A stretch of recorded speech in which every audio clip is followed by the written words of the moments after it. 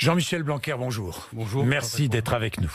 Je lis à propos de la polémique autour des propos tenus par le président de la République sur le maréchal Pétain. Je lis le tweet de François Hollande. L'histoire n'isole pas une étape, même glorieuse, d'un parcours militaire. Elle juge l'immense et indigne responsabilité d'un maréchal qui a délibérément couvert de son nom et de son prestige la trahison, la collaboration et la déportation de milliers de juifs de France. Vous êtes d'accord avec François Hollande ou pas tout à fait ? Oui, bien sûr. Et d'ailleurs, c'est pas tellement différent de ce que le président de la République a dit. Donc, ne cherchons pas à mettre de la division là où en réalité on a besoin d'unité. Et cette phrase, elle peut être prise, je pense, par tout le monde. C'est quand même une critique des propos tenus par Emmanuel Macron. Ça peut aussi être une explication de texte. Ça peut être lu des deux façons en réalité. C'est-à-dire que Emmanuel Macron n'a jamais dit le contraire de cela. Il a tout simplement dit, il a même affirmé que bien entendu ce qui s'était passé pendant la Deuxième Guerre mondiale était ignoble. C'est pas l'adjectif qu'il a utilisé, funeste. Mais c'est funeste, mais donc ça, personne ne le conteste, et certainement pas le président de la République. Il est même le premier à dire ce qu'il y a à dire sur le sujet. Et ça n'interdit pas de dire qu'évidemment, en 14-18, Pétain était un maréchal qui a compté beaucoup. Donc on ne gomme pas le passé de Philippe Pétain.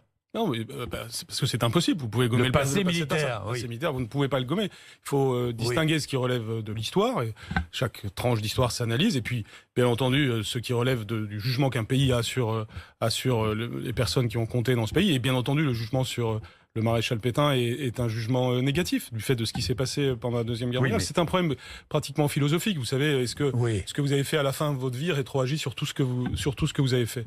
C'est si vous êtes intimement lié. C'est bien sûr, intimement lié. Le passé de Pétain 14-18 est lié à son présent de 40-45. Absolument. Il n'aurait pas. Il s'est appuyé sur la gloire acquise en 14-18 pour faire ce qu'il a fait en 40-45. Chacun sait ça. C'est, je dirais, les bases de l'histoire. Alors après, on isole certaines phrases du président pour essayer de créer une polémique. En réalité, il n'y en a pas. Il est évidemment hors de question de rendre hommage au maréchal Pétain. Il n'a jamais été question de cela. Et par contre, quand on parle de 14-18, il est évident qu'il a eu un rôle. On ne va pas faire comme les dictatures qui gomment les personnes derrière sur des photos pour faire comme s'ils n'avaient pas existé. Donc c'est une question d'honnêteté intellectuelle. On peut rendre hommage aux soldats. On peut rendre hommage aux soldats tout en rappelant les ignominies commises des années plus tard. On rend hommage au pluriel à tous les soldats de la Première Guerre mondiale. C'est ce qu'est en train de faire le président de la République.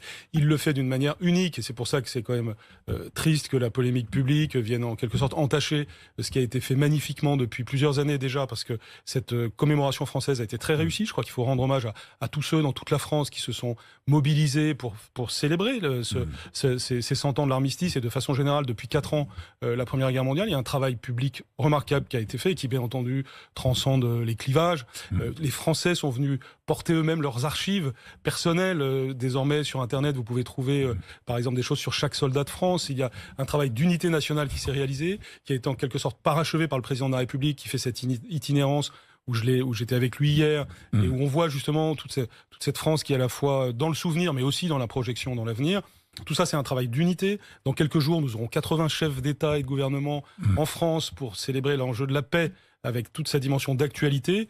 Ça, c'est ça qui compte, c'est ça qui est très important, plutôt que d'aller rechercher une polémique là où en réalité il n'y en a pas, et on est évidemment tous unis pour tout simplement célébrer le centenaire de l'armistice. Mais vous dites qu'il n'y a pas de polémique, mais vous comprenez aussi les réactions des institutions juives de France. Bien entendu, vous dans la mesure, évidemment. Je dis que le président de la République n'a certainement pas dit qu'il fallait rendre hommage au maréchal Pétain, et donc il ne doit pas y avoir de polémique, même si dans notre pays on aime bien cultiver les polémiques. D'ailleurs, à l'école, en cours d'histoire, on rappelle le rôle de Pétain en 14-18. Mais bien entendu, c'est un fait historique. Sans hésitation. Non, mais bien entendu, c'est normal. Encore une fois, on n'est pas une dictature où on va gommer des personnages parce que ultérieurement il a fait quelque chose. Après, ça n'est pas du tout contradictoire avec le fait de dire que même un homme condamné à l'indignité nationale. Eh bien, il faut le dire qu'il est condamné à l'indignité nationale, il faut le préciser, bien entendu. Et c'est ce qu'on fait aussi en cours d'histoire. Si vous regardez nos manuels d'histoire, ils sont sans ambiguïté là-dessus. Donc, encore une fois, sachons à la fois avoir la subtilité de l'analyse historique et la clarté du discours politique. Et c'est exactement ce que fait le président de la République. Dans son itinérance, il croise des Françaises et des Français qui viennent le saluer, qui prennent des selfies avec lui, et puis il croise aussi des Français en colère, beaucoup. Et j'en ai croisé un sur l'antenne d'RMC, Jean-Michel Blanquer, hier. Il nous a appelé, à propos des carburants, à propos du 17. Il s'appelle Florent, il est prof contractuel. Il était prof jusque-là à 40 km de chez lui. Et puis cette année, il a été nommé à 145 km de chez lui. Donc il est obligé, cette année, de faire 145 allées et 145 retours tous les jours pour aller enseigner dans un lycée hôtelier. Ça se passe en Haute-Savoie. Et il dit avec l'augmentation du prix de l'essence, je n'y arrive plus, ça me coûte 400 € par mois sur ma paye. Il n'y a pas de solution pour lui. Il est évident, d'abord, des trajets de ce type, ça paraît démesuré. Je pense que ça nous fait réfléchir dans notre société sur la façon dont on conçoit la distance. Il a été nommé à 145 km par vos services, ou par le rectorat. Oui, bien sûr. Après, je ne connais pas évidemment le détail de sa position. Il est contractuel. Oui. Bien sûr, mais enfin, bien entendu, je ne connais pas le détail de sa situation. Peut-être qu'il a souhaité ou pas cette affectation. En tout cas, il l'a accepté. Oui. Après qu'il y ait un temps de transport démesuré, c'est évidemment déjà regrettable en soi. Que cela lui coûte cher, je le comprends aussi. Ceci étant, il y a des mesures pour les contractuels dans notre système, y compris d'ailleurs des mesures d'aide sociale. Mais pas d'indemnité kilométrique. Non, il n'y a pas d'indemnité kilométrique, mais c'est d'ailleurs un sujet qui n'est pas du tout nouveau dans l'éducation nationale. C'est ce qui parfois peut poser des problèmes pour le remplacement. Encore une fois, je ne vais pas regarder ce qu'il en est, mais ça renvoie quand même aussi à l'enjeu de cette distance excessive entre son travail et son lieu de vie. Et donc, c'est des choses qui doivent se discuter avec son rectorat, bien entendu. Avec son rectorat, oui. Pour être rapproché, si possible. C'est pas normal d'avoir à faire 2 fois 140 km en voiture pour aller travailler. Je ne pense pas que ce soit normal, non. Pour aller travailler. Journée nationale ce jeudi pour dire non au harcèlement. Quel que soit le harcèlement, qu'il soit verbal, physique, le cyberharcèlement, le harcèlement sexuel, sexiste, 1 élève sur 10 concerné. Est-ce que le nombre de faits de harcèlement est en progression ? Non, il est en légère régression, mais le nombre est important quand même. Oui. Et c'est évidemment pour ça que j'y accorde tant d'importance. Et je vous remercie de m'inviter en ce jour, qui est le jour de la lutte contre le harcèlement, le 8 novembre. Nous choisissons à chaque fois le premier jeudi de novembre. Mais là, cette année, le 1er novembre était férié. Mais en réalité, c'est 365 jours par an qu'on doit lutter contre le harcèlement. Parce que c'est un phénomène gravissime. C'est un phénomène d'abord qui touche le monde entier. Il n'y a pas une spécificité française. Même d'ailleurs, les enquêtes montrent qu'on est parfois un peu meilleur que les autres. Mais peu importe, ce qui est grave, c'est que plus d'1 élève sur 10 pâtit de cela. Et en réalité, beaucoup de gens ont vécu de près ou de loin quelque chose qui ressemble au harcèlement. Et c'est donc un phénomène de société contre lequel on doit lutter, d'autant plus qu'il prend des formes nouvelles, avec en particulier le cyberharcèlement. Donc je suis pleinement mobilisé sur ce sujet de différentes manières, mais nous devons encore progresser sur cette question. Il y a un numéro d'appel national, le 30-20. Oui, mais vous dites, je suis pleinement mobilisé, mais qu'allez-vous faire de mieux? Il y a plusieurs choses à faire. D'abord, en parler, c'est très important. Ça fait partie de ces sujets sur lesquels ce que nous sommes en train de faire est très important, parce que des gens nous écoutent, et vous êtes parents de victimes de harcèlement, ou peut-être parents d'enfants qui harcèlent les autres. C'est pour ça que c'est important de parler avec ses enfants, pour savoir ce qui se passe dans la journée, connaître ce qui se passe dans la cour de récréation, c'est très important. Il y a aussi des professeurs ou des adultes qui travaillent dans les écoles, les collèges et les lycées qui nous entendent.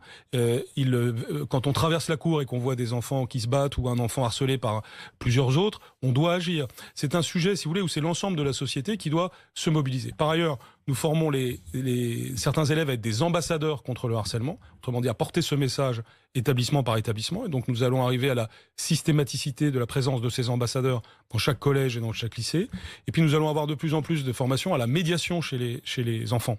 Et c'est quelque chose en réalité qui commence dès l'école primaire, c'est-à-dire habituer les enfants à avoir le sens du collectif, habitués à respecter autrui. Vous savez, je dis toujours lire, écrire, compter, et j'ai rajouté respecter autrui. C'est évidemment ce respecter autrui qui est derrière le message. Et enfin, et c'est peut-être un des points les plus importants, la formation des adultes, et notamment la formation des professeurs, pour avoir le sens de ce qu'il faut faire face à ce type de situation et le réflexe d'agir, même quand on voit un début de harcèlement, un petit harcèlement qui peut se transformer en quelque chose de grave pour un enfant. Jean-Michel Blanquer, harcèlement, violence, ses voisins, violence dont sont victimes aussi et les directeurs d'école et les enseignants. D'ailleurs, l'autorité de professeur, je trouve, est en train d'être battue en brèche. Alors, c'est pas là non plus pas un phénomène nouveau. Il y a quelque chose de structurel, mais inquiétant. Bien sûr. Inquiétant, c'est pour ça que bien sûr. Mais c'est quelque chose que j'ai dit dès que je suis arrivé. Oui. Dans les premières choses que j'ai dites, il y a cela. Oui. Encore une fois, lorsque je dis lire, écrire, compter, respecter autrui, se respecter autrui est clé parce que c'est le message. Je dis toujours, l'école, c'est la transmission des connaissances, mais c'est aussi la transmission des valeurs. En l'occurrence, les valeurs de la République, des choses très simples, la politesse, le respect d'autrui, la capacité à se mettre à la place d'autrui, ce sont des choses toutes simples de la vie quotidienne, mais que nous devons transmettre à nos enfants, l'école, mais aussi les parents. Et nous avons évidemment un problème de société aujourd'hui, avec parfois une éducation qui a de grandes failles, et on peut le constater au quotidien. Nous avons besoin de reconstruire une convergence entre ce que font et ce que disent les parents d'une part, et ce que fait et ce que dit l'école d'autre part. Les sociétés qui vont bien sont des sociétés où il y a cette alliance entre les parents et l'école, et c'est aussi le travail que je fais. Concrètement, ça signifie que nous devons avoir, contre la violence, une stratégie d'ensemble qui passe en effet d'abord par la restauration de l'autorité du professeur. Alors comment renforcer l'autorité du professeur ? Premier point de base que j'ai annoncé la semaine dernière, c'est à chaque fois qu'il y a un fait d'insolence, d'atteinte à l'autorité du professeur, ce fait doit être signalé et le suivi doit être porté sur un registre de l'établissement. Certains établissements le font déjà, mais ce que je souhaite, et c'est évidemment une réponse importante à ce qui a été derrière le mouvement Pas de vague, c'est que face à ce suivi, il y a un signalement parce que beaucoup se taisent. La hiérarchie. Mais alors, ce discours, là aussi, je n'ai pas entendu les événements de Créteil pour avoir un discours très clair là-dessus. Et Créteil, je le rappelle, un professeur menacé par un élève avec une arme factice. Et relayé sur les réseaux sociaux. Tout à fait. Premièrement, si on revient sur tout ça, premièrement, j'ai réagi dès le lendemain, avant même que ce soit médiatisé, pour faire ce qu'il y avait à faire. Et les deux élèves sont aujourd'hui exclus et l'un d'entre eux est mis en examen. Donc il n'y a eu aucun laxisme dans cette affaire. Et deuxièmement, depuis 18 mois, et donc bien avant ces événements-là, parce que je suis parfaitement conscient des réalités qui sont derrière ça, j'ai dit que, en effet, les établissements ne devaient pas être jugés sur le nombre de conseils de discipline qu'ils faisaient, mais sur leur capacité à créer le bon climat scolaire. Autrement dit, on ne doit pas être dans l'esprit du pas de vague, on doit être dans l'esprit de dire les choses comme elles sont et apporter une réponse et une sanction à chaque fois qu'un élève vous allez aller jusqu'à évaluer, chaque établissement est évalué finalement. Oui, mais aujourd'hui, il y avait quelque chose... Dans sa capacité, justement, à rétablir cette autorité et à rétablir un bon dialogue entre les parents et les enseignants. Oui, voilà, vous allez aller jusqu'à une évaluation établissement par établissement, d'une certaine façon. Un classement, en quelque sorte, des meilleures écoles, des meilleurs collèges. Le but n'est pas le classement en soi. Le but, c'est d'aider les établissements à avoir un bon climat scolaire. Et jusqu'à il y a peu de temps, ce que pouvaient penser les professeurs, les chefs d'établissement, l'ensemble des personnels, c'est qu'ils pouvaient le penser à tort ou à raison, c'est que l'institution les incitait à ne rien dire, à ne pas faire de vagues, à faire comme si tout allait bien, même quand ça n'allait pas bien. Eh bien, mon message, c'est non, dites les choses comme elles sont. D'ailleurs, quand ça va bien, il faut le dire. Quand ça ne va pas bien, il faut le dire aussi. Et chaque fois que ça ne va pas bien, on vous aide pour que ça aille bien. C'est très relié à ce qu'on vient de se dire sur le harcèlement. On doit tourner ça en positif, d'ailleurs. C'est comment on crée un climat scolaire de qualité. Comment est-ce que c'est le harceleur qui commence à avoir honte et pas le harcelé? Comment est-ce que chaque fait de violence est signalé et suivi d'une sanction? Ce sont des choses très simples qui ont vocation à s'appliquer dans chaque école, chaque collège, chaque lycée, qui passent par toute une série de mesures que j'ai prises, et encore une fois, certaines, je les ai prises depuis un certain temps. Bien entendu, les effets sont dans la durée, et c'est ce que là qui fera diminuer et le harcèlement et la violence. Vous allez annoncer un plan d'action pour la protection, hein, on est bien d'accord, de l'école. Oui. J'ai déjà annoncé une première partie. Tout ce qui concerne la classe et l'établissement, je l'ai annoncé. Par exemple, ce que je viens de vous dire sur le suivi, je l'ai dit. Ce que j'ai des sanctions mieux ajustées, des conseils de discipline plus rapides, plus simplifiés, des décisions plus rapides et simplifiées, entre autres. Je sais pas, moi, il y a beaucoup de choses. Par exemple, remise en état par les élèves qui ont dégradé des bâtiments, remise en état de ces bâtiments par ces élèves-là. Exactement. C'est ce qu'on appelle les sanctions de responsabilisation, qui sont éducatives, puisqu'elles font une relation entre la faute que vous avez commise et la sanction que vous. Alors maintenant, le deuxième volet, ça va être quoi? C'est tout ce qui concerne l'interaction entre l'école et le reste de la société. Et donc notamment les autres ministères, déjà, l'intérieur, la justice, mais aussi les affaires sociales, de façon à ce que, premièrement, on soit capable d'envisager des structures dédiées pour les élèves qui posent le plus de problèmes, notamment les fameux poly-exclus, puisqu'aujourd'hui, on est dans la situation parfois absurde d'exclure un élève, puis il va dans un autre établissement semer le même désordre. Donc on pourrait ouvrir des établissements pour les élèves qui sont poly-exclus. Oui, et en tout cas avoir des mécanismes des adaptés. Établissements spécialisés en quelque sorte. Aujourd'hui, il y a des choses, mais nous voyons qu'il y a en quelque sorte des trous dans la raquette, que parfois il y a certains types de dispositifs qui pourraient exister, qui nous permettraient de mieux encadrer les élèves. Ça, c'est ce qui a trait aux élèves les plus difficiles. Et puis, on doit réfléchir aussi à ce qui permet de davantage responsabiliser les familles. Et puis, on doit réfléchir à tout ce qui permet de responsabiliser les familles. Supprimer, par exemple, des aides sociales si les élèves sont absents, trop absents, c'est possible. La réflexion est ouverte actuellement, donc c'est dans un mois que nous allons travailler. Mais vous n'êtes pas contre.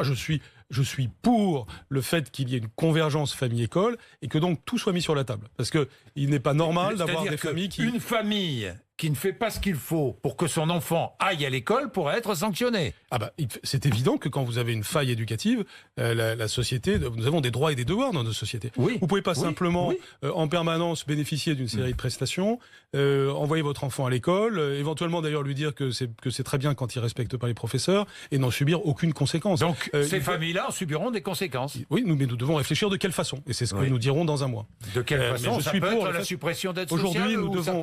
mais ça peut être ça peut être quoi aussi? C'est ouvert. Non, je ne vais pas vous dire des choses que je dirai dans un mois. Votre impatience aura un terme. Elle aura un terme dans quelques semaines.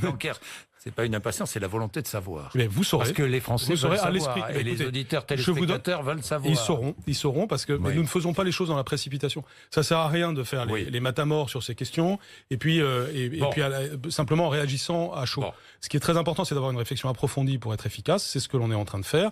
Mais l'idée... Mais des sanctions seront donc possibles. Des sanctions sont possibles, mais surtout, ce qui est important, c'est qu'on réfléchisse tous. Parce que tous les sujets dont je parle ne sont pas des sujets de simple décision d'un ministre. C'est des sujets de mobilisation de la société. On est bien d'accord. D'où l'importance d'en parler. Et donc, ce qui est important, c'est cette convergence parents-école et dans notre société, ce que devient la parentalité avec toutes les évolutions technologiques que nous connaissons, toutes les évolutions de société, bonnes et mauvaises.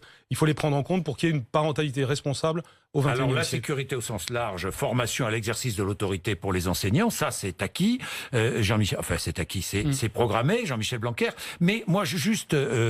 concrètement, vidéosurveillance à l'intérieur des établissements, ça se fait dans les Hauts-de-France, mais la CNIL nous dit qu'il n'est pas question de filmer. Vous voulez généraliser ou pas, ça? Oui, on va faire un travail avec la CNIL pour voir ce qui est acceptable du point de vue de la loi et ce qui mais vous êtes favorable à la généralisation? Non, je suis favorable au pragmatisme. Et le pragmatisme signifie que vous n'êtes pas obligé de faire la même chose partout de la même façon. Le pragmatisme, ça signifie que vous devez considérer une situation et cette situation, s'il y a des problèmes de sécurité, vous devez les résoudre. Et les résoudre, ça peut passer par la vidéosurveillance, pas forcément, ça dépend des circonstances.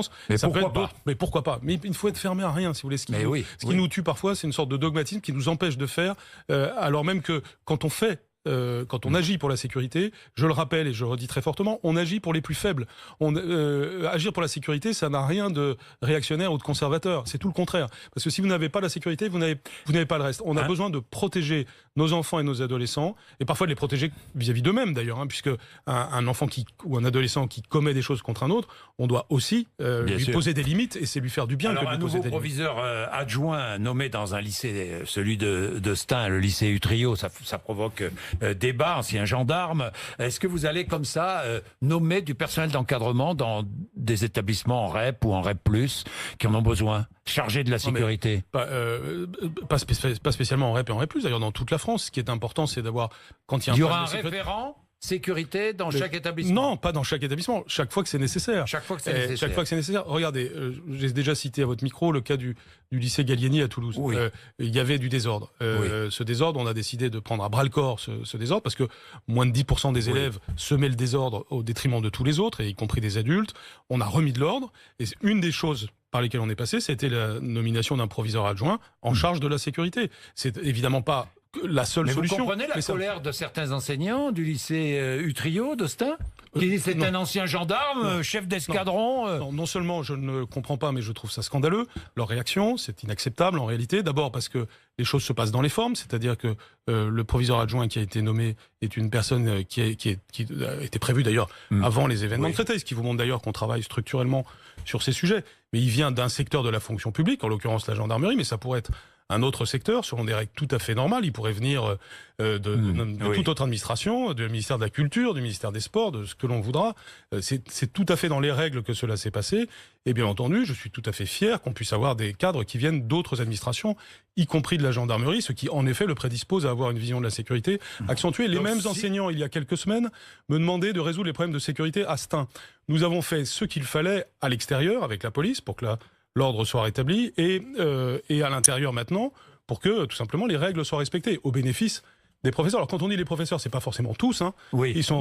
Il y a toujours des minorités qui agissantes qui masquent la majorité silencieuse. Pour en terminer avec ce sujet, pour en terminer avec notre interview, Jean-Michel Blanquer, ça veut dire quoi? Ça veut dire que quand il y a problème de sécurité dans un établissement ou autour d'établissements, mais spécifiquement dans un établissement, eh bien sera nommé un personnel d'encadrement chargé de la sécurité. Dans certains, chaque fois que ce sera nécessaire. Chaque fois que ce sera nécessaire. Ce que je suis en train de vous dire, en fait, c'est que nous développons, et nous avons commencé depuis un an et demi, un éventail de possibilités, des outils en quelque sorte, à la disposition de l'établissement pour rétablir la sécurité. Et ces outils ne peuvent pas être uniformes pour toute la France. C'est au cas par cas qu'on doit pouvoir utiliser tel ou tel outil. Dans certains cas, c'est un proviseur adjoint en charge de la sécurité. Dans d'autres cas, ça va être un dispositif technique nécessaire. Dans tel autre cas, un programme de formation. Dans l'école. Parce que c'était pertinent dans ce cas-là. C'est ce pragmatisme qu'on doit avoir. Et donc nous devons avoir une analyse en termes de sécurité, en termes de bon climat scolaire. Tout ceci d'ailleurs ne doit pas être défensif. Nous devons tous être même, je dirais, mentalement dans une optique optimiste, dans une optique offensive, c'est-à-dire une optique où le but, c'est pas seulement de se défendre contre l'insécurité, c'est de créer un climat de sécurité. C'est pas la même chose. Un climat de sécurité, c'est un climat de confiance. Le mot-clé que j'utilise en permanence pour parler de tout ce que j'ai à faire pour l'école, avec toute l'éducation nationale, c'est l'école de la confiance. C'est donc une école où on vient avec plaisir, une école où on vient avec bonheur, une école où on se respecte les uns les autres. Et c'est cela qui génère aussi de la sécurité, et de la sécurité mentale pour tous nos enfants. Merci Jean-Michel Blanquer d'être venu nous voir sur RMC et BFM TV.